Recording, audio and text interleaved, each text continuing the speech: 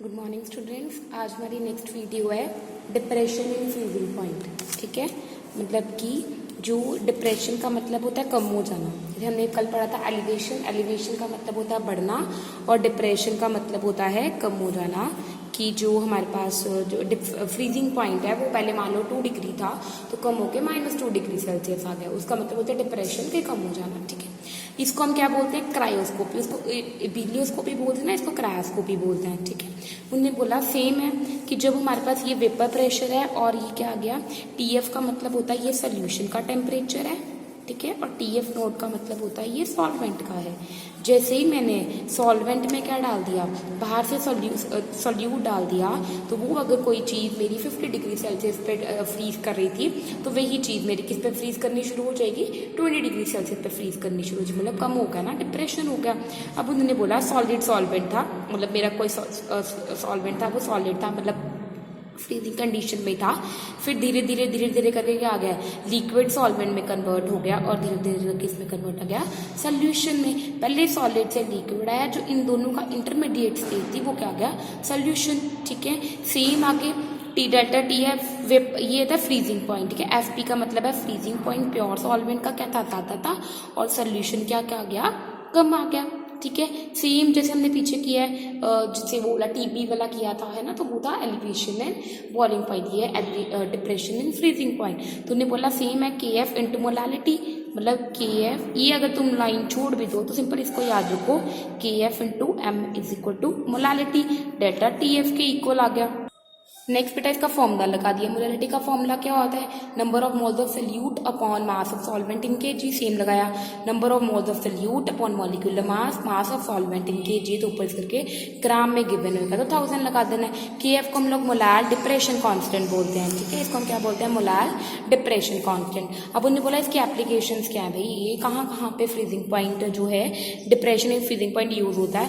Anti freeze solution, मतलब वो वाले सोल्यूशन जिसको हम फ्रीज नहीं कराना चाहते हैं ताकि वो बर्फ या वो फ्रीज ना हो, जम ना जाए, इस करके हमें एंटी का मतलब उसका उल्टा चलना है। जो चीज़ फ्रीज हो रही थी उसको वो ना फ्रीज हो, उसको बचाने के लिए हम एंटी फ्रीज सोल्यूशन डालते हैं। एंटी फ्रीज सोल्यूशन जो होता है वो एथाइलिन ग्लाइकोल और ग्लिसरोल वाटर से भी बन जाता है।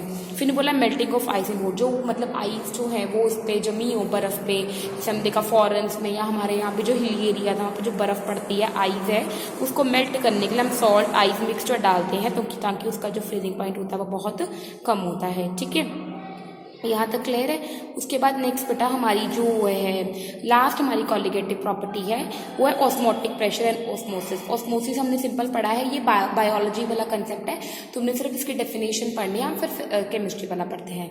Osmotic pressure and osmosis. Osmotic pressure क्या होता है, ऑस्मोसिस सिंपल पहले पढ़ते हैं क्या होती है। उन्हें बोला स्पॉन्टेनियस में लगातार जो मूवमेंट होती है, अपने आप जो मूवमेंट होती है किसी भी पार्टिकल्स की through semi permeable membrane, that is called osmosis. Osmotic pressure क्या होता है, वो वाला प्रेशर जो हम एक तरफ, मतलब मानिए SPM का मतलब होता है सेमी परमिएबल मेम्ब्रेन। ठीक है, ये इसके स्पेलिंग्स यहाँ लिखे हुए हैं, सेमी परमिएबल मेम्ब्रेन। हम प्रेशर अप्लाइड करते हैं, जो प्रेशर हम बाहर से अप्लाई करते हैं उसको क्या बोला जाता है, पाई। ठीक है, pi is osmotic pressure. Osmotic pressure का फॉर्मूला है pi is equal to CRT, where C is molarity. C क्या होती है यहाँ पे, मोलारिटी। ठीक है, सी क्या हो गया, molarity is equal given number of moles of solute upon volume of solution in litres is equal to RT, where R is क्या, कांस्टेंट। उन्होंने बोला जब दो सोल्यूशन सेपरेट होते हैं बाय CPM तो इसका क्या जाएगा, C2 - C1, मतलब कंसेंट्रेशन ऑफ दूसरे सोल्यूशन की ज्यादा थी पहले सोल्यूशन से।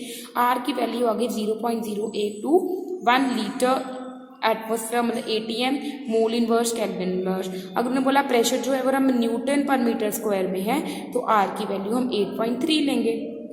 ठीक है, यहाँ तक क्लियर है। फिर बेटा इसके न्यूमेरिकल्स हैं, फिर इसके जो न्यूमेरिकल्स हैं डिप्रेशन इन फ्रीजिंग पॉइंट के, बॉइलिंग के, ऑस्मोटिक प्रेशर के, इसके हम एक साथ ही करेंगे ताकि तुम्हें साथ साथ क्लियर भी हो जाए। ठीक है,